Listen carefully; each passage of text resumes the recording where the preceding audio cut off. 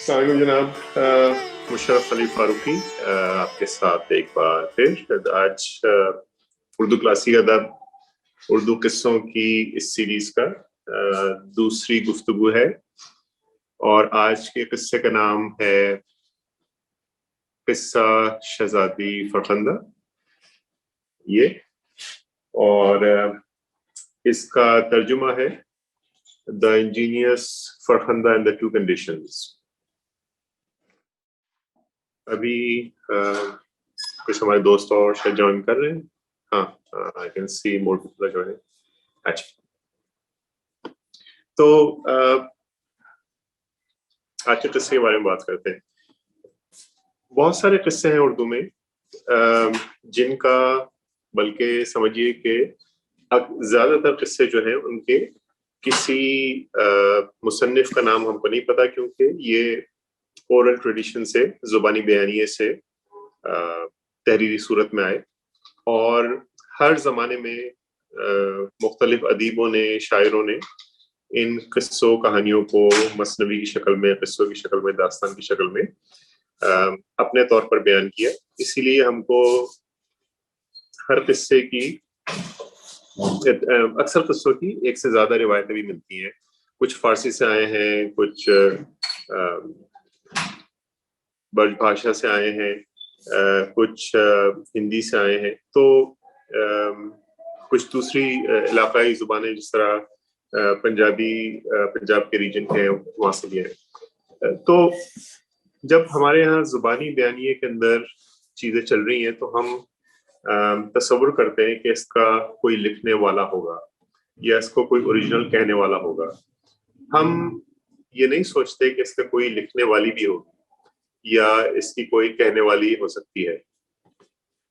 और इस कहानी के, शहजादी फरखंदा की कहानी जो है, उसके बारे में जारी बात हम हद के तौर पे तो कुछ नहीं कह सकते कि क्यों, कि इसके कौन थे। और ये हमारे पास जो आया है वो जनाब राय बेनी नारायण साहब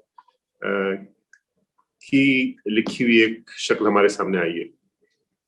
लेकिन उन्होंने ये नहीं कहा कि ये मेरी अपनी तसनीफ है, ये उसी ट्रेडिशन का हिस्सा है जिसमें बाकी हिस्से हम तक पहुंचते हैं। तो मेरा अपना ये एक मफरूजा है कि ये खातून इसकी मुसन्निफ थी जब भी लिखा गया। ये नहीं कि इसके, और इस कहने का ये मतलब नहीं कि इस किस्से में कोई ऐसी चीजें हैं जो मर्द नहीं सोच सकता, या मर्द उस तरफ उसका जहन नहीं जा सकता, या मर्दों में वो एम्पैथी नहीं होती है। ये सिर्फ एक मफरूजा है क्योंकि इसमें कुछ चीजों पर बहुत ज्यादा फोकस है जो खवातीन की दुनिया से है। तो अब इस किस्से को थोड़ा सा उसकी कहानी डिस्कस करते हैं। तो कई कहानी आपने अल्फ लैला की पढ़ी होंगी, अरेबियन नाइट्स जो कहलाती है, और कुछ दूसरे अगर आपको किस्सों से शगफ है तो आपने कहानी अक्सर बड़े मजेदार तरीके से शुरू होती है। तो ये भी एक ऐसी कहानी है जो बहुत ही एक एक्साइटिंग तरीके से शुरू होती है। और होता यह है इसमें कि एक बादशाह अपने महल के झरोके में बैठा देख रहा होता है कश्तियां दरिया के पास आ रही हैं, जा रही हैं, और वो देखता है कि एक कश्ती आके उसके महल के पास जो दरिया का किनारा है वहां पे रुकी, और उसमें से बाकी लोग उतर गए और एक फकीर उसमें बैठा हुआ था, वो भी आखिर में उतर कर चला और इसके महल की तरफ चलने लगा। तो देख रहा होता बादशाह उसको कि अच्छा ये शख्स आ रहा है, और आके उसके महल पे आ जाता है। तो महल के जो दरबान होते हैं वो उससे कहते हैं कि तुम कहाँ जा रहे हो मियाँ, और तुम्हारे यहाँ पे क्या काम, और ये तो ऐसी जगह नहीं है यहाँ पे तुम जैसे को गुजारा हो। तो फकीर कहता है कि अपने मालिक को कहो या बादशाह सलामत को कहो कि मैं यहाँ पर कुछ मांगने नहीं आया, बल्कि मैं बादशाह से एक बात कहना चाहता हूँ। तो अच्छा, बादशाह ऊपर बैठा हुआ है, उसको गुरेज है कि क्या बात करेगा या क्या कहना चाह रहा है। तो जब उसके पास आते हैं दरबान के, ऐसा ऐसा शख्स आया और आपसे कुछ बात कहना चाहता है, तो कहता है भेज दो इसको। तो फकीर जो होता है वो बादशाह के पास आ जाता है और कहता है कि मेरे पास तीन ऐसी चीजें हैं, मैं आपको बातें बता सकता हूँ जिन जो आपने कभी नहीं सुनी होगी, ऐसी बातें, और जो आपके लिए बहुत ही एक कीमती साबित होंगी। तो बादशाह कहता है अच्छा भाई, फकीर है, ये आया है दूर से चल के मेरे पास खासियत से आया है, तो यकीनन कोई ऐसी बात होगी। तो कहता है कि चलो मुझे बताओ, मैं खुश हूँ इस बात को सुनने से तुम्हारी। तो कहता है नहीं, इस तरह नहीं होगा। कहा कि हर मर्तबा जब भी मैं आपको कोई बात बताऊंगा तो उसके लिए मैं 1 लाख अशरफिये लूंगा आपसे, तो वो आप पहले मंगवा के रख लीजिए। तो बादशाह कहता है अच्छा, 1 लाख अशरफिये तो खैर ज्यादा होती है हर बात की, लेकिन कोई बात नहीं, बादशाह सलामत, उनके कोई मसला नहीं है, पैसे बात आनी वाली चीज है। तो बादशाह सलामत जो है वो मंगवा लेते हैं पैसे, और कहते हैं पैसे आ गए और अब तुम सुनाओ। तो कहता है कि इजाजत करो सिंह, कहता है। तो कहता है कि पहली चीज ये है कि सोते से जागना बेहतर है। तो बादशाह ये सोच के कहता है, कि सुन के कहता है कि लाहौल वला कुव्वत, ये दिल में सोचता है अपने कि ये क्या, ये तो कोई भी बता सकता था, इसमें क्या ऐसी कौन सी ऐसी बात है, और ये तो समझो कि मैं बहुत ही बेवकूफी हुई, मुझसे लूट लिया गया। तो अ, फकीर देखता है कुछ बादशाह के चेहरे पे जो उसके तासुरात हैं, तो कहता है कि लगता है कि आपको शायद ये कोई बात वो ज्यादा पसंद नहीं आई, तो कोई बात नहीं, मैं एक ही अशरफियों के थैले पे इत्तफा करूंगा, और बाकी कोई बात नहीं, मैं बाकी बातें बताने की जरूरत नहीं है। तो अब ये सुन के बादशाह साहब को कुछ होता है कि भाई चलो, एक बात तो हो सकता है इसने ऐसे ही बता दी हो, असल में ये तो अब 2 बातें हैं जो आएंगी, तो वो क्या है इसका पता करना चाहिए। तो जनाब बादशाह सलामत जो है वो कहते हैं नहीं नहीं, कोई बात नहीं, ये सब कुछ होता है, और तुम बताओ। तो वो कहता है कि अच्छा जनाब, तो दूसरी नसीहत ये है कि जागने से उठ बैठना बेहतर है। सुन के कहता है कि यार, ये देखो, ये मेरे साथ आज कुदरत ने कोई किस्मत में यावरी नहीं की है मेरे साथ, और आज जो है ये शख्स मेरे ऊपर ये एक तमाशा मेरे साथ करके कर रहा है।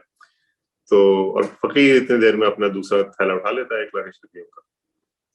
तो और कहता है कि मुझे लगा है कि आप माँ बदौलत को के जनाब बादशाह सलामत आपको ये कोई ज्यादा चीजें भाई नहीं, तो बेहतर है मैं 2 बातें सुनाने पे इक्तफा करता हूँ, और तीसरी फिर आप जाने दीजिए उसको। तो बादशाह कहता है कि देखो, अब 2 बातें उसने बता दी हैं, 2 लाख का तो वैसे ही नुकसान हो चुका है, अब तीसरी भी सुन लेते हैं, हो सकता है ये काम की।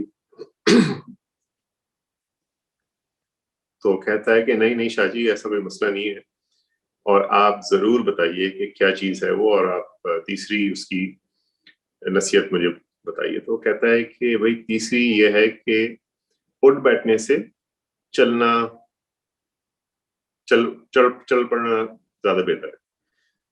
तो बादशाह कहता है ठीक है, ये आप लीजिए, और बहुत ही उसका मूड खराब हो जाता है, और लेकिन वो बहरहाल उसको पेमेंट कर देता है, और कहता है कि इनको महल के बाहर पहुंचा दिया जाए जब ये सारी चीजें अपना काम कर चुके हैं।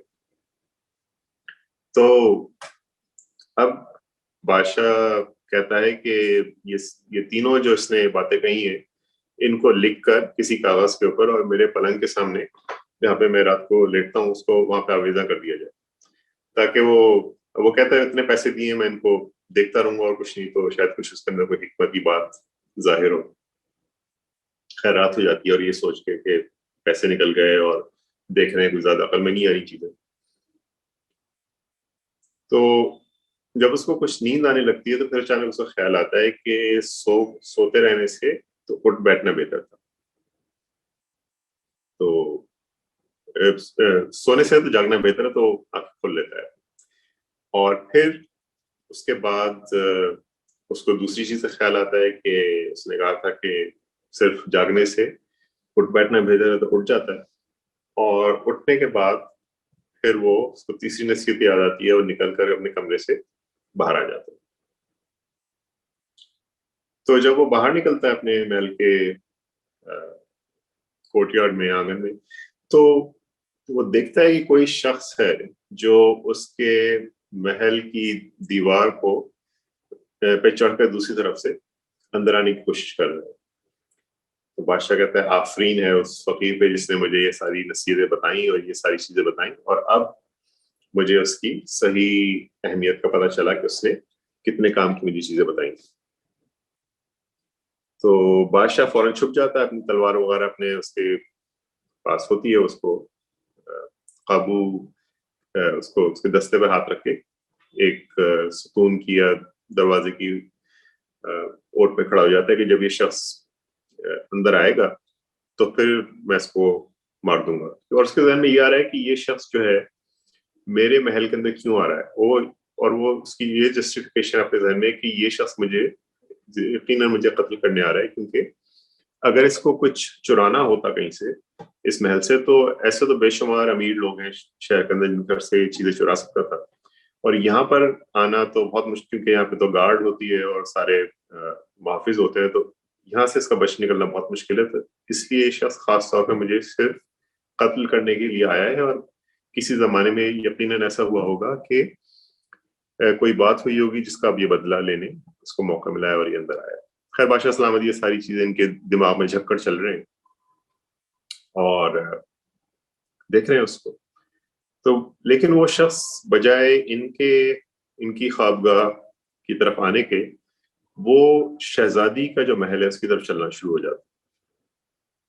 तो ये कहते हैं कि अच्छे यकीनन उसके जेवर वगैरह चुराएगा, और अब वो उसके पीछे पीछे चल रहा है, देखता है कि उसके कमरे में चला गया है।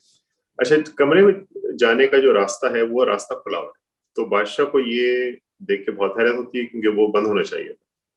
खैर अंदर जाता है तो पता चलता है उसको कि उस शख्स का उसकी बेटी यानी शहजादी के साथ एक रिश्ता था, और वो उस सिलसिले में वहां पर आया है।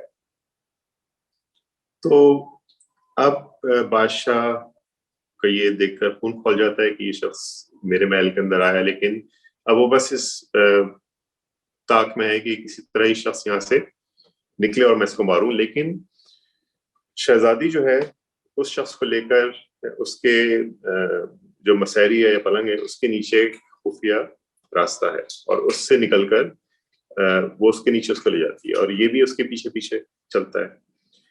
तो अभी एक सबटरेनियन जेर जमीन पैसे वो है रास्ता, वहां से निकल के एक बाग में पहुंचते हैं, और उस बाग में वो दोनों अय्याशी में लग जाते हैं। तो ये खड़ा देख रहा है, इससे कुछ वो शख्स इसको इसके काबू में नहीं आता, ताकतवर है जो भी है, तो ये सिर्फ अब उसके सो जाने का इंतजार कर रहा है कि इसको मैं कत्ल कर दूंगा।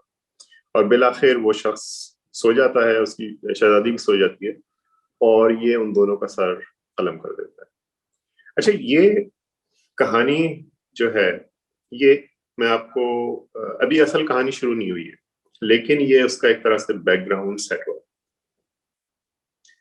और इस तरह से ये इसके अंदर दो कहानियां जो मरबूत हैं आपस में, इनका रिश्ता है, लेकिन इनकी जो वो है सेटिंग वो बहुत इंटरेस्टिंग है कि एक जिस तरह आपको अरेबियन नाइट्स अगर आप उससे वाकिफ हैं उसकी कहानी से, तो बादशाह उसको देखता है अपनी बीवी को कि उसके किसी शख्स के साथ ताल्लुकात होते हैं, और वो उससे बहुत नाला होता है और उसको मार देता है, और उसके बाद फिर वो पैदर पे शादी करता है और उन खवातीन को सबको मारता जाता है कि इनमें कोई वफा नहीं होती है वगैरह, इस तरह की बातें।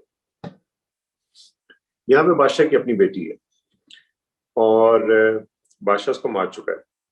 अब वो वहां से जब निकलता है तो उसको पता चलता है कि वजीर की जो बेटी थी उसके भी इसी नौयत के ताल्लुकात हैं जिस तरह शहजादी के। तो वो एक और किस्सा है जो मैं आपको आपकी खुद अपनी इंजॉयमेंट के लिए रहने दूंगा, उसको पढ़िएगा। लेकिन बहरहाल उसको एक तरीके से पता चलता है कि वजीर जादी का भी यही आलम है। तो वो वजीर को बताता है कि तुम मेरे साथ चलो, मैं तुमको दिखाता हूँ। तो वजीर भी देखकर उसको बहुत गुस्सा आता है और कहता है बादशाह से मैं क्या करूं। बादशाह कहता है कि मैंने भी अपनी बेटी को मार दिया था, तुम भी इसको मार दो, और उसके जिस शख्स के साथ उसके ताल्लुकात थे। तो ये इन दोनों को मार देते हैं। अब दोनों अपनी अपनी बेटियों को मार चुके हैं, और लेकिन बादशाह को गुस्सा इस बात पे है कि उसकी नाक के नीचे सब कुछ हो रहा था। उसके महल के पास एक पूरा दूसरा उसने रास्ता ज़ेर ज़मीन बनाया हुआ है, एक दूसरा बाग बनाया हुआ है जिसकी बादशाह को भी खबर नहीं और वजीर को भी कोई खबर नहीं। तो उनको इस पे गुस्सा है कि ये लड़कियां जो हैं इन्होंने इतनी चालाकी से ये काम किया है और हमें पता नहीं चला। हम इनके सर के ऊपर हर वक्त बैठे होते हैं, लेकिन उसके बाद भी इन्होंने सारे काम कर दिए। तो बादशाह को अब तशवीश है कि और इनके क्या राज थे इनकी जिंदगी के जो हमको नहीं पता है। तो वो कहता है वजीर को कि इन दोनों की लाशें जो है सर कटी हुई, सर इनके दफना दो, लेकिन इन दोनों लड़कियों की लाशें जो हैं वो चौराहे पर, कोतवाली चबूतरा जो एक तरह का पुलिस स्टेशन आप समझिए उसको, वहां पे इनको डाल दो, और वहां पे हरकारे मुकर्रर कर दो कि जो शख्स भी इनके बारे में, लड़कियों के बारे में कोई बात कहता है उससे वो लिख लें और फौरन मुझ तक लाएं। तो यही होता है, वो उन दोनों लड़कियों की लाशों को वहां पे डाल दिया जाता है, और बादशाह जो है वहां पे अपने हरकारे तैनात कर देता है। तो अब ये कहानी यहाँ पर आकर एक तरह से पहली वाली कहानी जो एक तरह से खत्म हो गई है, और अब दूसरी कहानी यहाँ से शुरू होती है। और दूसरी कहानी ये शुरू होती है कि बादशाह, उसी बादशाह के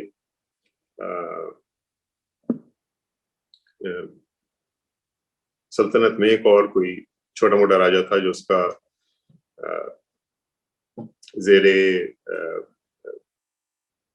बादशाह उसके रहता था। तो उसकी 3 बेटियां थी, और उन बेटियों को शौक सारे वो थे जो लड़कों वाले। आप उसमें कहा जाता है कि वो हर वक्त शिकार के लिए घूमती रहती थी और मर्दाना कपड़े पहनती थी, और उनको कहता था राजा कि भाई तुम शादी वादी कर लो, तो कहती थी हमको शादी से चिढ़े, हमको शादी नहीं करनी, हम तो भाई अपने मर्दाना कपड़े पहनकर सैर करते फिरेंगे और शिकार करते फिरेंगे। तो अब वो 3 लड़की जो होती हैं, एक रोज शिकार से लौट रही होती है, तो उनमें से जो बड़ी बहन होती है वो कहती है कि हम जरा शहर की सैर करते हुए चलते हैं। दोनों बहनें कहती हैं बहुत बेहतर, आप चलिए हम वहां से चलते हैं। तो वो वहां पे आती हैं और देखती हैं कि कोतवाली चबूतरा जो है जहाँ पर उन दोनों लड़कियों की, शहजादी और वजीरजादी की लाशें रखी हुई थी, वहां पे हुजूम है। कहती है ये क्या है, इसमें देखते हैं क्या हो रहा है। तो वो पहुंचती हैं वहां पे, और उनको देखकर कुछ बातें होती हैं। उन लाशों को देखकर वो कमेंट्स करती हैं। वो कमेंट्स क्या थे वो उसको मैं आपको थोड़ा सा पढ़ के बताता हूँ।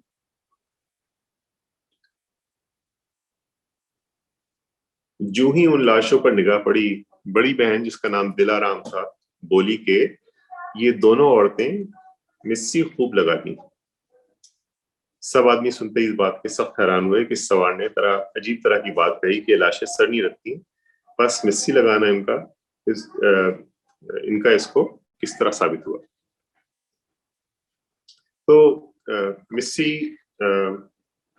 फोटो पे लगाने के लिए उसके लिए जो है आपका, उसके लिए माइरोब्लैंस को अंग्रेजी में कहते हैं, जो एक सिया मंजन या पाउडर जिसे औरतें श्रृंगार के लिए अपने दांतों और होठों पर मलती हैं।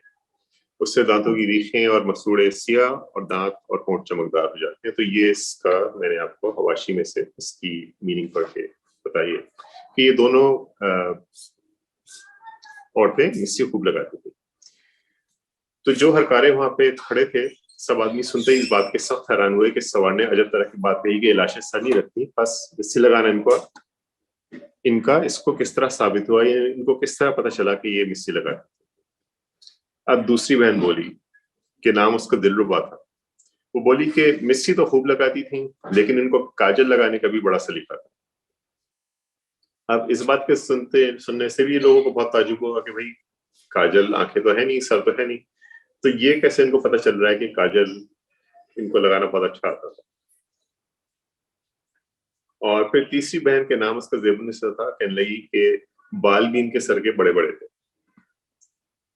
अब जाहिर बात है, सर नहीं है तो बाल भी वहां पे नहीं होंगे, तो लोगों को सख्ते का आलम हो गया इसमें लिखा है। अच्छा, 3 बहनें थी, माफ कीजिएगा 4 बहनें थी, और चौथी बहन जिसका नाम फरखंदा था हंसकर बोली कि इन दोनों बेवकूफों ने किया पर कर न जाना। तो ये पुरानी थोड़ी सी जुबान है कि इन दोनों बेवकूफों ने किया, यानी जो भी अपने तौर पर ही कर सकती थी इन्होंने किया, यानी अपने तौर पर ताल्लुकात इन्होंने मर्दों से बनाए या जो कुछ भी किया, लेकिन कर न जाना। कर न जाना का जो अप्रोक्सीमेट माने हैं वो ये है कि इनको उस काम करने का सलीका नहीं। अब एक तरफ बादशाह है कि वो कह रहा है कि भाई इन्होंने किस तरह ये सारा काम अंजाम दिया और महल खड़ा कर लिया और उसके नीचे ज़ेर ज़मीन रास्ता बना लिया, लेकिन ये आके कह रही है कि नहीं, इनको सलीका नहीं था वो काम करने का जो इन्होंने किया, यानी होशियारी से इन्होंने नहीं किया। और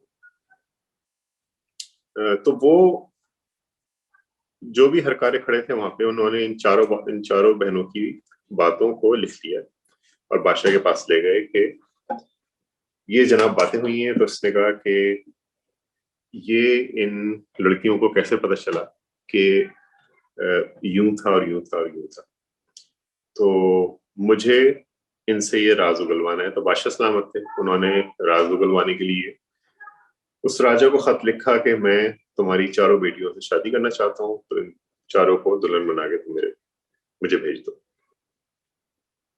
तो अब्बा जान के पास जब वो खत पहुंचा तो पहले तो बहुत खुश हो गए, बादशाह का खत आया है, भाई वाह वाह, वो मुझसे कुछ काम करवाना चाह रहा है या मुझसे उसको काम पड़ा है, तो बहुत खुशी की बात है, बहुत आगे जाके इसमें बड़े मौके पैदा होंगे। अब जब वो खत पढ़ता है तो सर पीट लेता है और बेटियों को बुलाकर कहता है कि भाई मैं तुमको कहता था कि ये सारे हरकतें नहीं करो, अब उसका ये नतीजा हो गया है और तुम जो है तुमने ऐसा काम किया है कि मेरे लिए तुम चारों मर गई हो। तो वो कहता है कि मैं चाहता हूँ कि खुद भी मर जाऊं, तुमको भी मार दो, इतना मैं जिल्लत महसूस कर रहा हूँ इस सारे वाक़े को। तो फरखंदा साहिबा जो होती हैं वो होशियार होती हैं, वो कहती हैं कि भाई अगर आप ये समझ रहे हैं हम मर गए आपके लिए, तो इससे बेहतर है कि आप बजाय हमें मारने के, आपको कोई फायदा तो उससे होगा नहीं है, तो आप हमारी शादी बादशाह से कर दीजिए जैसा वो चाह रहा है, और आप भी रहते रहिए, हम भी अपनी जिंदगी गुजार लेंगे जैसी कैसी। तो राजा साहब को ये बात समझ में आ जाती है कि ना मुझे मरने की जरूरत है ना इनको मारने की जरूरत है, और वो लड़की है तो उनके जहन में जिस तरह भी उनका मुकाम होगा, वो कहते हैं कि ठीक है, और इन चारों को बादशाह सलामत के पास भेज देते हैं कि आप कर लीजिए इनसे शादी और आगे जो भी हो। तो अब वो बादशाह रोज एक अपनी बीवी के पास जाता है और उससे पूछता है कि ये तुमको किस तरह पता चला। तो वो बहुत एक इंटरेस्टिंग एपिसोड है, वो मैं थोड़ा सा आपको पढ़ के बताता हूँ। एक तो बादशाह सलामत का जो बात करने का अंदाज है वो बहुत आप देखिए उसको। फरमाते हैं बमुजरत बैठने के दिलाराम से कहा, ए बेगम, हमको अल्लाह ताला के फजलो करम से तमाम जहां की नेमत मयसर है, और हजारों औरतें खूबसूरत साहिब जमाल दस्त बस्ता खिदमत में हाजिर हैं, लेकिन हमने जो तुमसे शादी की है सिर्फ एक बात पूछने की खातिर। दिलाराम बोली कि फरमाइए, वो बात कौन सी है। बादशाह ने फरमाया कि करीब 5 रोज के होते हैं कि हमने 2 लाशें औरतों की बेसर कोतवाली चबूतरे के सामने में डाल दी थी, और जो शख्स उनके हक में कुछ बात कहता था उसकी खबर बजेंस हमको पहुंचती थी। इतने में तुम चारों बहनें बलिबास मर्दाना उस जगह पर वारिद हुई। उस वक्त पहले तुमने कहा कि ये औरतें मिस्सी खूब लगाती थी, बस तुमने क्यों कर मिस्सी लगाना इनका पहचाना, क्योंकि लाशों के सर न। ये बात सुनकर दिलाराम हंसी और बादशाह से कहने लगी कि जहां पना, सिर्फ इस बात के वास्ते इतना दुख अपने ऊपर गवारा किया और हमको इस अजाब में डाला कि सैरो शिकार करने और जहां के तमाशे देखने से हमको बाज रखा। ये बात चंदा मुश्किल न थी कि समझ में ना आवे। बादशाह ने कहा, हम समझे, हमको समझा दो। दिलाराम बोली, है जहां पना, जो औरत की फूहड़ होती है मिस्सी लगाने में सियाही उसकी उंगली से दूर नहीं होती, और जो कि बाशऊर होती है सियाही को तुरशी से दूर करती है, यानी किसी खट्टी चीज से उसको नींबू वगैरह से उसको हटा देती है। बस इन उंगलियों में सियाही मिस्सी की न थी और जरा सा खून उनका सियाह था। इस वास्ते मैंने ये बात कही कि मिस्सी खूब लगाती। बादशाह को इस बात के सुनने से यकीन हुआ कि न्याय दाना है। तो ये पहली उसके साथ हुआ। फिर अगले रोज बादशाह सलामत दिलरुबा के पास पहुंचे और कहा कि ए बेगम, फलाने दिन कोतवाली चबूतरे के सामने 2 लाशें औरतों की बेसर पड़ी थी, तुम चारों बहनों उस जगह आई और ये कहा और इन लाशों के हक में तुम इस तरह कहने लगी कि ये औरतें काजल खूब लगाती थी, उनकी आंखें न थी, तुमको काजल लगाना उनका क्यों कर मालूम हो। दिलरुबा ने कहा कि यह बात चंदा मुश्किल नहीं, जो कि औरतें काजल लगाती हैं, काजल आंख से बह निकलता है। जो औरत की फूहड़ होती है काजल को दामन से पोंछ डालती है, और जो कि शऊरमंद है पेशवाज की या पिशवाज की मगजी से पोंछती है। मगजी उसकी एज जो है उसका। बस हमने जो दाग सियाही को उनकी पिशवाज की मगजी में लगा देखा, ये बात कही कि ये औरतें काजल खूब लगाती। ये भी बात सुन के बादशाह साहब को यकीन हुआ कि भाई बहुत अक्लमंद है, और उसकी भी बात उन्होंने। तीसरे रोज वो ज़ेबुन्निसा के महल में पहुंचे।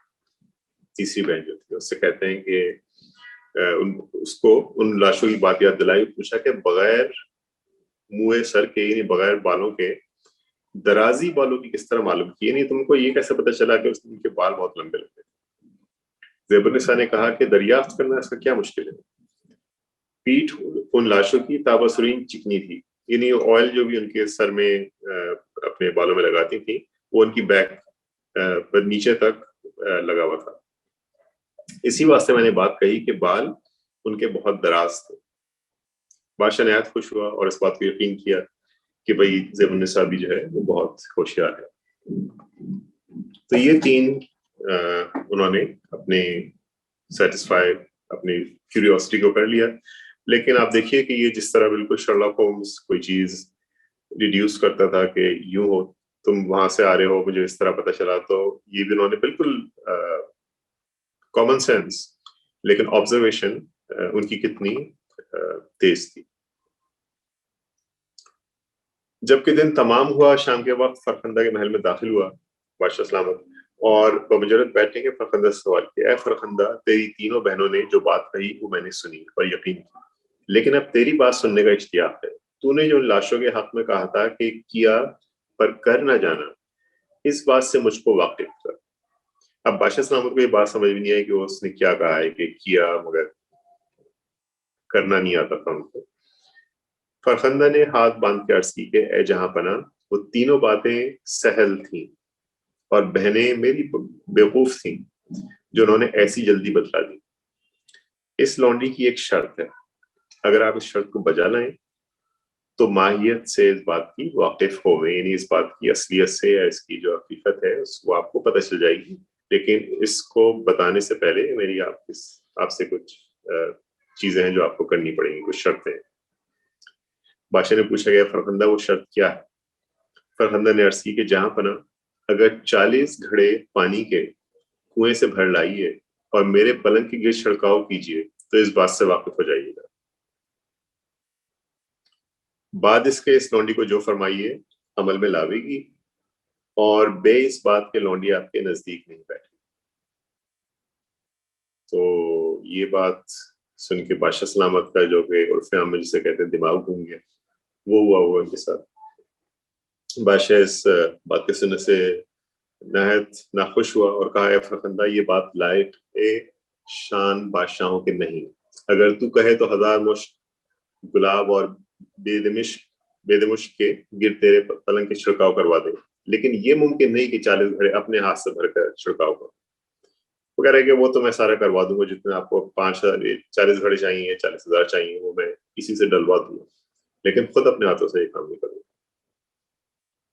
फरखंदा कहती है अगर आपको इस लौंडी की खुशी और रजामंदी मंजूर हो तो इस बात को कबूल कीजिए, वइल्ला सर इस लौंडी का हाजिर है कि आपको ये बात मंजूर है तो कीजिए, वरना आप, मैं तो आपकी कोई बात नहीं सुनूंगी अब, और आपका जोर चलता है इस पे, मेरी जान आपके कब्जे में, तो मेरा सर हाजिर है, आप जो चाहे कीजिए। तो अब बादशाह नहायत नाखुश हुआ और तमाम शब्द रद्द बदल में काटी। उसने बहुत समझाया उसको, लेकिन कहना बादशाह का फरखंदा की खातिर में ना आया, यानी उसको बादशाह वो कन्विंस नहीं हुई और she refused to accept whatever you say. सुबह के वक्त बादशाह ने फरखंदा से कहा कि ए नादान, अभी समझ, अभी कुछ नहीं किया, जबकि वक्त हाथ से जाता रहेगा सिवाय अफसोस के कुछ हाथ में नहीं आया होगा, आखिर इस अफसोस में हाथ मलती रह जाओ। फरखंदा बोली कि आप कसूर ना कीजिए, यानी आप कोई कमी नहीं कीजिए, जो दिल चाहे आप कीजिए, और जो अज़ाब शदीद आपको मंजूर है इस लौंडी को दिखलाइए। इस लौंडी ने जो बात कही है उसकी और बनाएगी, यानी जो बात मैंने आपसे कही है उसमें मैं कायम रहूंगी। बादशाह ने फरखंदा से बात कही और बरहम होके महल से बरामद हुआ और दीवान आम में बैठ के दिल में कहने लगा कि इस बदकार हीलाजू को ऐसे अजाब शदीद दिखाइए कि कदर आफियत मालूम करे और अपने किए से शर्मिंदा होके सर मेरे कदमों पर रखे और थोड़े से दिन मेरी नाफरमानी का मजा चखे। तो बादशाह सलामत का वो जारी बात है, उनको कुछ और समझ में तो आ नहीं रहा, तो वही जो उनका वतीरा होता है कि भाई अब इनको टॉर्चर किया जाए और अजाब दिया जाए और कहीं पे बंद किया जाए। ये बात अपने दिल में करार देकर दरोगा इमारत को बुलवाकर कहा कि 3 रोज के अरसे में दरिया के बीच कोठियां पुख्ता गलाओ और उसके ऊपर एक गुंबद बनाओ, यानी एक कोठियां यहाँ पे महल नहीं बल्कि कमरे और एक तरह के चैम्बर्स से मुराद है कि उसके बीच में बनाओ और एक डोम शेप का बना के तैयार करो। तो दरोगा इमारत ने 3 रोज के अंदर गुंबद तैयार किया। बादशाह को खबर दी। बादशाह ने फरखंदा को एक बजरे पर सवार किया। बजरा एक तरह की खुली हुई कश्ती होती है जो कि प्लेजर बोट आप उसको कह लें। बादशाह ने फरखंदा को एक बजरे पर सवार किया और आदमी उसके साथ सवार होकर नजदीक उस गुंबद की गया और फरखंदा को इस गुंबद पर उतार दिया और तोड़ा 1000 रुपए का तोड़ा थैली रूबरू उसके रख दिया और कहा कि मैं वास्ते मुल्कगिरी के जाता हूँ, यानी अपने मिशंस पर और कैंपेन्स पे मैं जा रहा हूँ अभी, और ये 1000 रुपए की थैली मैं तुमको देके जा रहा हूँ जो कि सील्ड है, और सील होती थी बादशाह की मोहर से, उसकी अंगूठी से सिग्नेट रिंग जो होती थी उस पर सील कर देता था, मोहर कर देता था ताकि उसको कोई खोले तो वो टूट जाती थी। अब वो कह रहा है कि मैं वास्ते मुल्कगिरी जाता हूँ, 1 बरस के अरसे में फिर शहर में आऊंगा, लेकिन तुझको लाजिम है कि 500 रुपए इस तोड़े के खर्च कीजिए और 500 रुपए बाकी रखिए, कि 500 रुपए इसमें से थैली में से निकाल के खर्च हो और 500 बाकी रहे, लेकिन मोहर इस तोड़े की बजा रहे, यानी अपनी जगह पर वो सील रहे, मुकम्मल खुले नहीं उसकी सील। और दूसरी बात यह है कि इसी गुंबद के बीच एक बेटा हलाल का पैदा कर रखिए, कि इसी गुंबद में बंद रहते हुए तुम एक लेजिटिमेट सन पैदा करो मेरे लिए। तो फरखंदा आदाब बजा लाई और अर्ज की के बहुत बेहतर, आप तशरीफ ले जाइए। तो बादशाह ने ये बात कहकर दरवाजे को बंद किया और हुक्म किया कि हर रोज दोपहर को एक वक्त एक ख्वाजा सरा कश्ती पर सवार होकर एक आबखोरा पानी का, यानी एक प्याला पानी का और जौ की 2 रोटियां ताबदान की राह से उसको पहुंचाया जाएगा करे, ऊपर रोशनदान जहाँ पे भी उसकी कोई होल रखा था उन्होंने डोम में, कि वहां से वो उसको एक प्याला पानी का और कुछ 2 रोटियां जौ की उसको दे जाए और उसके अलावा कोई चीज नहीं मिली। ये बात कहकर दरवाजे को बंद किया और कुफ्ल उसमें लगा के कुंजी उसकी कलमदान में रखी और ये शेर पढ़कर उस जगह से रवाना हुआ। रहियो आबाद मियां हम तो चले जाते हैं, दाग दिल पर लिए और जी के जले जाते हैं। अब ये शेर का कोई महल नहीं है लेकिन बादशाह सलामत है वो। पढ़ डालें कि भाई रही आबाद मियां, हम तो चले जाते हैं, अपने ऊपर ही एक तरह से सेल्फ पिटी का शेयर। तो बाकी कहानी आप पढ़िएगा और आपको मजा आएगा। लेकिन ये दो उसको शर्तें लगाकर बादशाह गया है, और ये वो दो शर्तें हैं जो जिसको मैंने अंग्रेजी इसका जो तर्जुमा है, the engineers Farkhanda and the two conditions, ये टाइटल उधर से आया। तो अब आप कहेंगे कि माफ कीजिएगा कि ये जो है वो कहां से साबित होता है कि ये खवातीन की कहानी है, और इसमें ये एक बात जारी बात है, अब शर्त लगी है तो ये बात तो आप समझ गए होंगे कि वो शर्तें, दोनों शर्त बादशाह की पूरी कर देती है। तो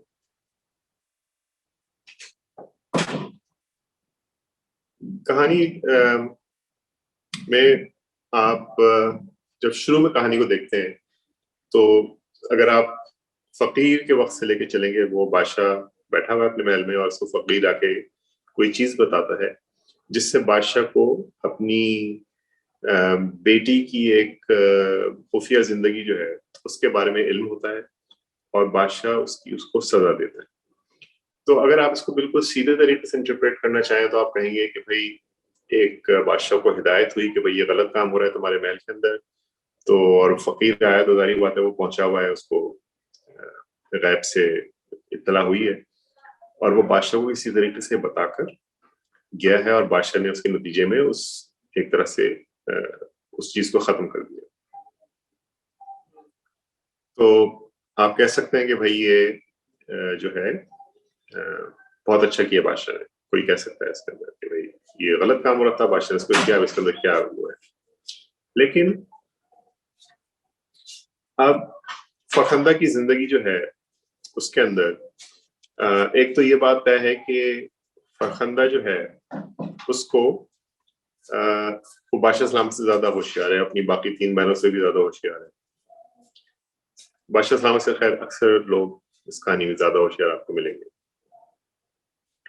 तो अब वो उसके अंदर बंद है और उसको वहां से कोई रास्ता निकालना है कि किसी तरीके से वो बादशाह की वो दोनों कंडीशन जो है वो पूरी करे। तो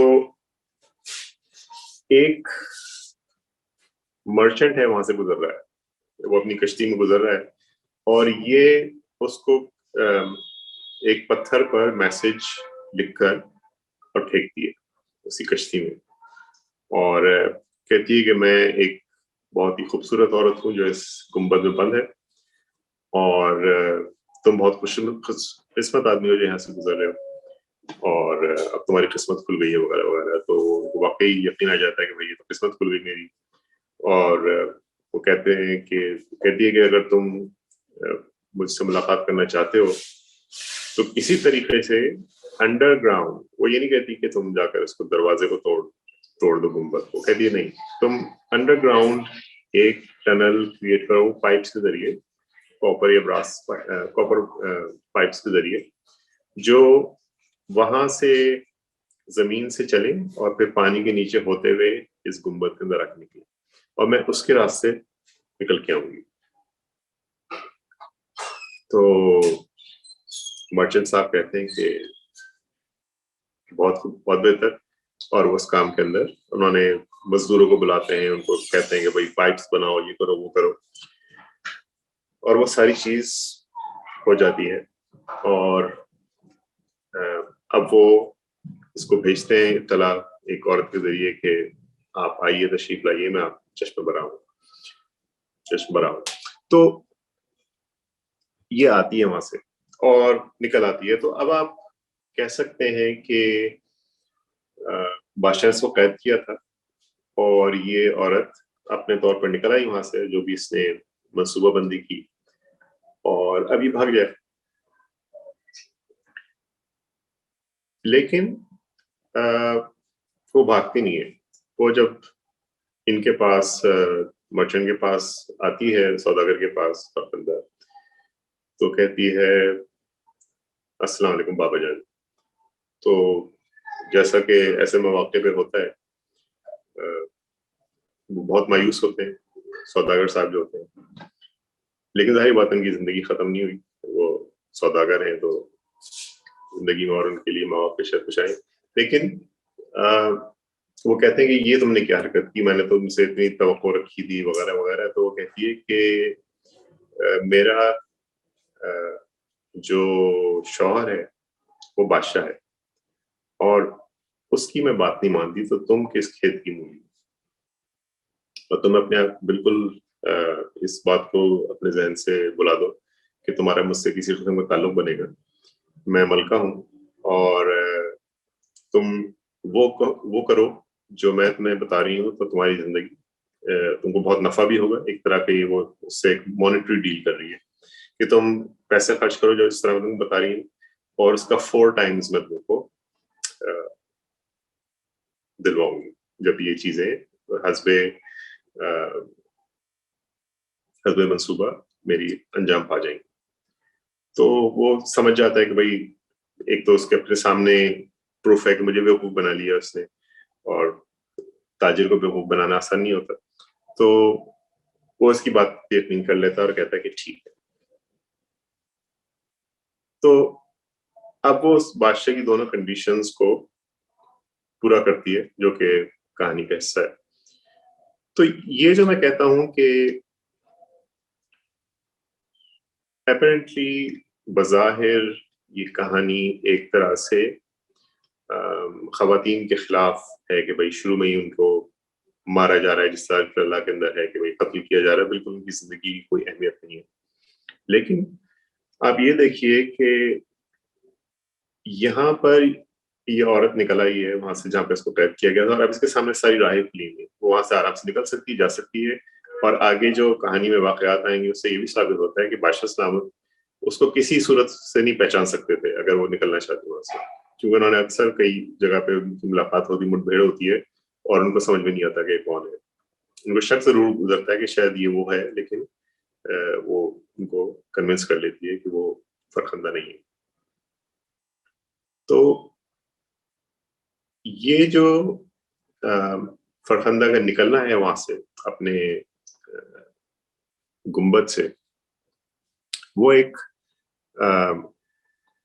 तरह का उसका, और फिर डट के उस बादशाह की जो भी उसकी चैलेंजेस थे वो पूरा करना, न सिर्फ वो पूरा करना, बल्कि जो उसने ओरिजिनल बादशाह को कंडीशंस बताई थी कि आप 40 घड़े भर के मेरे बिस्तर की छिड़काव करेंगे, वो भी अपनी बात मनवाती है। तो इससे साबित होता है कि वो सिर्फ कोई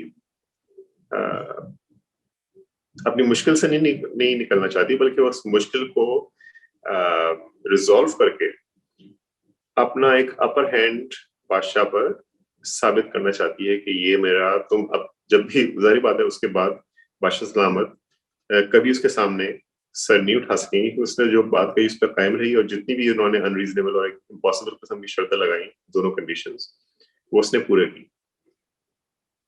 तो इसको इस तरह मैं देखता हूं कि ये कहानी किसी औरत के ही जहन में आ सकती है कि वो भागी नहीं, बल्कि उसने वहीं पर उस चीज को इस तरह घुमाया और इतना उसके अंदर मुकाबला करके, अपने आप को एक्सर्ट करके, अपने आप को एक superior intellect, superior crafts strategist बादशाह को प्रूव किया। तो ये कुछ इंटरनल, जिसको कहते हैं आप अंदरूनी शवाहिद कहानी के, या इंटरनल जो एविडेंस है कहानी का, उससे ये बात जहन में आती है। सारी बात इसकी कई इंटरप्रिटेशन हो सकती है, लेकिन ये मुझे एक लगती है। और आप कहें कि ये खास ये किस्सा क्यों, क्योंकि खवातीन किस्सा लिखने वाली या किस्सा सुनाने वाली जो होंगी, वो ज्यादा तादाद में उतनी ज्यादा गालिबन नहीं रही होंगी, क्योंकि उनको उस तरह के मौके नहीं होंगे सुनाने के या उसके जरिए अपनी कोई रोजी कमाने के जितने मर्दों को होंगे। तो एक तो उनकी तादाद कम रही होगी। तो इसलिए जिन किस्सों में इस तरह की कहानियां हैं जहां पर खवातीन अपने आप को असर्ट करती हैं और उसमें अपने आप को साबित करती हैं मर्दों से बढ़कर उन मानों में, तो उनके बारे में ही कह सकते हैं हम कि ये जो है, इसमें हमको लग रहा है कि ये किसी और की लिखी हुई होगी कहानी। तो बस इतनी सी बात थी। और आप देखिएगा ये कितनी एंटरटेनिंग है कहानी।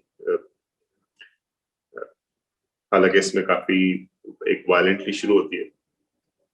तो बस मैं आज इतनी ही सी गुफ्तगू करना चाह रहा था, और मैं चाहूंगा कि फिर अब हम बाकी दोस्त हैं, आप लोग हैं, कोई अगर कोई पूछना चाहे, बात करना चाहे, तो आई बी हैप्पी टू रिस्पॉन्ड। आवाज आ रही है कि नहीं? जी अच्छा, ठीक जी। है। मैं एक तो ये क्वेश्चन है मेरा, एक क्वेश्चन है और एक थोड़ा सा आपकी बात सुन के मेरे भी जहन में एक बात आई थी, तो वो मैं शेयर करना चाहती हूँ। क्वेश्चन ये है कि लास्ट टाइम जो किस्सा था उस पर आपने कहा था कि ये एडवाइजरी किस्सा है, मतलब उसमें एक एडवाइस थी। ये किस कैटेगरी में आता है ये वाला किस्सा? दूसरा ये कि पहले पुराने जमानों में ये ट्रेडिशन होता था ना कि एक सवाल की नज़म हुई या गजल हुई या किस्सा हुआ और फिर जवाबी गजल या किस्सा आया। तो ये भी हो सकता है कि फर्स्ट पार्ट जो है वो मर्दों की तरफ से कहानी चली हो जिसमें कि खवातीन को मारा भी गया हो, और हो सकता है फिर के महलों के अंदर से ये जवाबी किस्सा आया हो जो फिर बाद में इसको जोड़ दिया गया हो, जिसमें कि एक मतलब खातून जैसे फरखंदा है, उसकी अकल मतलब ना सिर्फ बयाना है, अक्लमंद है कि बगैर सर की लाशों के भी उन्होंने जज कर लिया। ऑल्दो वो मर्दों की जिंदगी गुजार रही हैं मर्दों की तरह, लेकिन उन्हें पता है कि मिस्सी भी कैसे लगाते हैं, काजल भी कैसे लगाते हैं, बाल लंबे हों तो वो भी क्या। तो मे बी मतलब मे बी ये भी इसका हो, क्योंकि कितनी सदियों से किस्से चले आ रहे हैं। सो वी नेवर नो कि हो सकता है ये अलग अलग चंक्स हो, जैसे शहजादी का किस्सा या वजीर जादी का किस्सा अलग हो और फिर उसके बाद फरखंदा का किस्सा उसके साथ जोड़ दिया गया हो। जस्ट एन आइडिया जो आपकी बातें सुन के आया। जी बिल्कुल नहीं, मुझे इस तरफ मेरा बिल्कुल ज़हन नहीं गया था, लेकिन जो पहली कहानी है वो अपनी जगह पे मुकम्मल है। एक तरह से कि भाई बादशाह ने उसको मार दिया और वहां पे बात खत्म हो जाती है। तो वो एक तरह की आपने जो सॉरी, इससे पहले जो आपने बात कही कि ये इसकी नौयत क्या है, तो मेरा ख्याल है ये मर्दों के लिए तंबीह है कि तुम कोई इस तरह की जब शर्तें लगा लोगे तो वो पूरी कर लेंगी और फिर तुम्हारे ऊपर मुसीबत आएगी। तो इसलिए जरा अपनी औकात के अंदर आप रहिए। तो शायद ये इसका हम कह सकते हैं कि वो हो। लेकिन जो आपने दूसरी बात कही कि ये जवाबी किस्सा है, तो मुमकिन है कि इस तरह की दो किस्से हों जिनको जोड़कर एक कहानी, जिनमें आपस में रब्त पैदा किया हो गया हो इस वाकये के जरिए। और हो, क्योंकि दूसरा किस्सा वहां से आप बिल्कुल अगर आप शुरू करें कि जहां से दो औरतों की लाशें पड़ी हुई हैं और ये आके उसको गैस करती हैं कि क्या है, तो कुछ भी किस्सा हो सकता है। किसी और सिलसिले में भी उनको मारा गया होता, हो सकता है मारा गया होता। और एक और चीज जो है वो ये कि जो मेन उसका कॉन्टेंशन है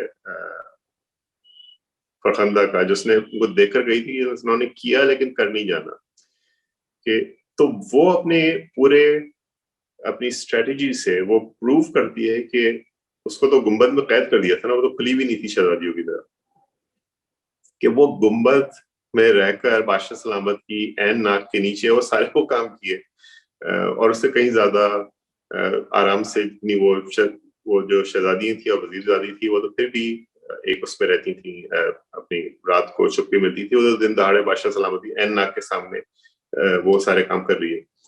तो वो एक तरह से उसने उस बात को भी प्रूव किया कि इनको ये सारा काम करने का सलीका नहीं था, सलीका ये होता है। तो वो एक कहानी जो है उसकी अपनी जिंदगी की, उसने उसको एक्सप्लेन करके दिखाया कि किस तरीके से काम होता है भाई। तो ये एक तरह की खवातीन की के लिए एक देखो ये होता है तरीका, एक तो वो पकड़ी गई। और कोई? Thank you so much Farid साहब।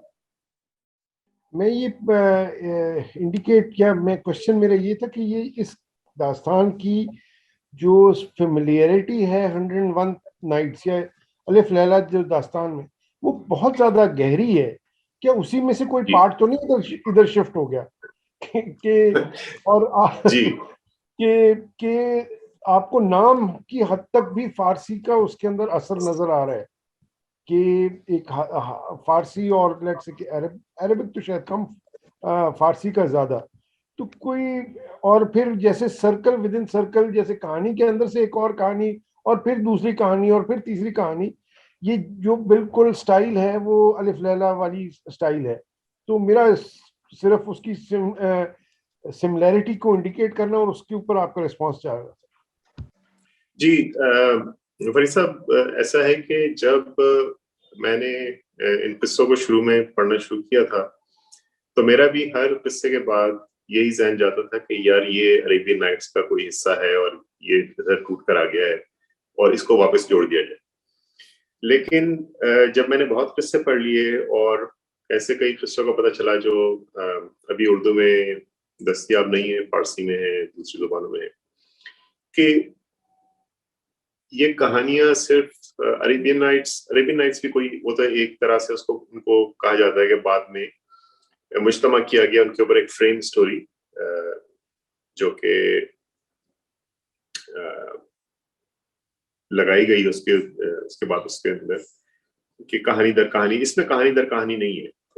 ये अपनी जगह पर एक कहानी से दूसरी कहानी फिर फ्लो करती है, यानी लिनियर है उसी तरह से उसका, उसमें कोई अंदर खुल के कोई नई कहानी शुरू नहीं होती।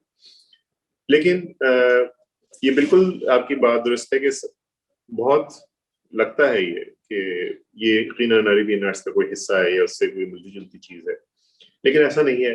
ये सारी कहानियां उसी नौयत की थी कमोबेश, और अरेबियन नाइट्स में खुद अरेबियन नाइट्स में बेशुमार ऐसी कहानियां हैं जो हिंदुस्तान, ईरान और ये जो एक मुश्तरका जिंदगी थी, आज तो हमारे लिए बॉर्डर्स है ना, लेकिन ये फर्स्ट वर्ल्ड वॉर से पहले कोई इस तरह के बॉर्डर्स नहीं होते थे और लोग ट्रैवल करते थे, कहीं जाके पड़ गए, रह पड़े। तो ये कांस्टेंट मूवमेंट ऑफ जो थी लोगों की, उसमें कहानियां ट्रांसफर होती थी, उसमें दीगर चीजें, कल्चर ट्रांसफर होता था। तो बेशुमार कहानियां ऐसी हैं जो बिल्कुल अरेबियन नाइट्स की कहानी से मिलती जुलती है, क्योंकि अरेबियन नाइट्स की अपनी कहानियां जो हैं वो भी इसी खित्ते की बिखरी हुई कहानियों को एक तरह से जमा करके बनाई गई। किसी शख्स ने कोई बैठकर वो शहजाद की कहानी लिखकर और उसके बाद नई नई कहानी उसमें नहीं पैदा की। ये सारी कहानियां ऑलरेडी एग्जिस्ट करती थी पहले से, जिनको एक तरह से एक मंसूबे के तहत आपस में इस तरह मुंसलिक किया। तो ये मैं इसका मुख्तसर सा जवाब आपको दे सकता हूँ। मरियम, आपके कुछ कमेंट्स में देख रहा हूँ आप। जी अस्सलाम वालेकुम। अच्छा, दो इंटरेस्टिंग बातें। एक तो दिल आराम का जिक्र आया तो मुझे लगा ये जो दास्तान अमीर हमजा वाली दिल आराम और उसकी जो इंजीनियरिटी थी वो भी इसी किस्म की थी कि बादशाह के खिलाफ वो खड़ी हुई और उसने कहा कि इसलिए क्योंकि उसकी औरत ऐसी है इसलिए वो बादशाह नहीं है, वरना वो भी बादशाह होता, वो क्यों है। तो एक तो वो मुझे लगा कि इंटरेस्टिंग बात है कि जो एक बहन है उसका नाम दिल आराम, और उसी किस्म की चीज़ है। दूसरा जो चीज़ मुझे लगती है कि ये भी जो इन बहनों ने किया वो भी अयारी की ही एक किस्म है, और लेकिन इसमें अयारी का जिक्र नहीं है। लेकिन ये जो ख़वातीन हैं जिस तरीके से ये बादशाहों के साथ या उनके खिलाफ खड़ी होती हैं और एक ऑल्टरनेट व्यू, एक ऑल्टरनेट किंगडम, इंजीनियरिटी का लफ्ज़ आप इस्तेमाल करते हैं फरकंदा के सिलसिले में, लेकिन इसका जो कनेक्शन है अयारी के साथ कभी बनाया जाता है और कभी नहीं बनाया जाता। तो इसके बारे में अगर आप कुछ कह दें तो थैंक यू। तो thank you Mariam for your comments. तो इसमें यह है कि जो मैंने आपको बताया, जो पहले उनके कमेंट्स हैं तीनों बहनों के, वो ऑब्जर्वेशन के जुमरे में आते हैं कि भाई आपकी बहुत अच्छी ऑब्जर्वेशन है तो आप इन चीजों को पिक कर लेते हैं। भाई यूं था तो ये चप्पल इधर से घिसा हुआ है, इसका मतलब है ये शख्स जब चलता है तो उसका वजन उस तरफ पड़ता है पैर का, आप कह सकते हैं कि उसमें बॉडी का बैलेंस थोड़ा सा खराब है। तो ये चीजें आप रिड्यूस कर सकते हैं। तो उन्होंने तीनों जो चीजें की वो, और जो उसने कहा फरखंदा ने कि ये आसान है, सैल थी वो तो, लेकिन उसने कहा कि ये भी बेवकूफ थी, इन्होंने उनको इतनी भी आपको नहीं बतानी चाहिए। उसमें भी शर्त लगा थी कुछ आपको मिल जाता, शायद उनको कुछ मिल जाता। और लेकिन बताइए कि मैं जो आपको बात कह रही हूँ, मैं तो एक बहुत ऊंची बात कह रही हूँ, इन्होंने किया लेकिन इनको करना नहीं आता। तो एक ये सब पजल इन इटसेल्फ। तो एक तो बादशाह सलामत को वो कुछ भौंदे से हैं, वो कुछ उनको समझ में नहीं आती, इस तरह की मोटी मोटी चीजें, बारीक चीजें नहीं आती, इनको मोटी मोटी चीजें बतानी पड़ती हैं। तो आखिर तक उसने वो करके उनको दिखा दिया, लेकिन उसको फिर एक्सप्लेन नहीं किया। और बादशाह सलामत को भी अपनी आफियत इसी में मालूम हुई होगी कि अब ज्यादा नहीं पूछूं वरना पता नहीं मुझ पर क्या मुसीबत है। अच्छा, दूसरी बात आपने की कि फरखंदा का, सॉरी, जो दिल आराम का नाम है। अच्छा, इन किस्सों में इंक्रीजिंगली मैं और इससे पढ़ता हूँ तो नामों का लगता है एक छोटा सा बैंक है इनके पास, उसी में से मुख्तलिफ नाम रिसाइकिल होते रहते हैं। और फरखंदा इसमें खातून है और इसमें वो मर्द का रूप धार के अपने आप को फरखंदा भी, मर्द का नाम भी अपने आप को तो फरखंदा कहलाती है। लेकिन इसके अलावा एक और किस्सा जो है आजर शाह समन रुख बानो, उसमें फरखंदा शाह एक बाकायदा बादशाह का नाम है। तो फरखंदा मर्द, फरखंदा औरत, दिलाराम अभी तक किसी मर्द का नाम नहीं सुना, लेकिन शायद किसी किस्से में वो भी निकला है। तो वहां वो मिलते जुलते हैं। और तीसरी बात आपकी थी कि अय्यारी का इसमें जो कनेक्शन है, तो यस, इसमें जितने भी काम किए हैं इसने फरखंदा ने, भेस बदलने से लेकर, वो सारे बिल्कुल लगता है कि अमर अय्यार की जिस तरह कोई अय्यारी है वो कंटिन्यूस, एक के बाद दूसरी, दूसरी के बाद तीसरी, तो उसमें चल रही है। और इसमें कोई चीज ऐसी नहीं है जो सुपर नेचुरल हो। सारी चीजें जितनी भी उसने की हैं वो अपनी एक बिल्कुल नॉर्मल रूटीन ऑफ थिंग्स के अंदर उसने की है। उसमें कोई उसने अलग से किसी किस्म की गैबी मदद की से नहीं की उसने। तो यस, अय्यारी का इसमें बिल्कुल अंसर है। Thank you. अच्छा, मैं चलते वक्त एक आपको इसमें अगर आपके पास वो है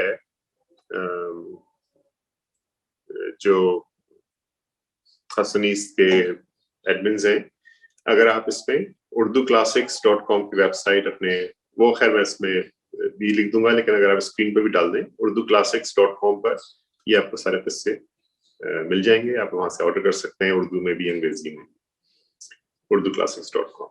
तो बस आज का किस्सा इतना था। अगले किस्से के लिए फिर तैयार रहिएगा।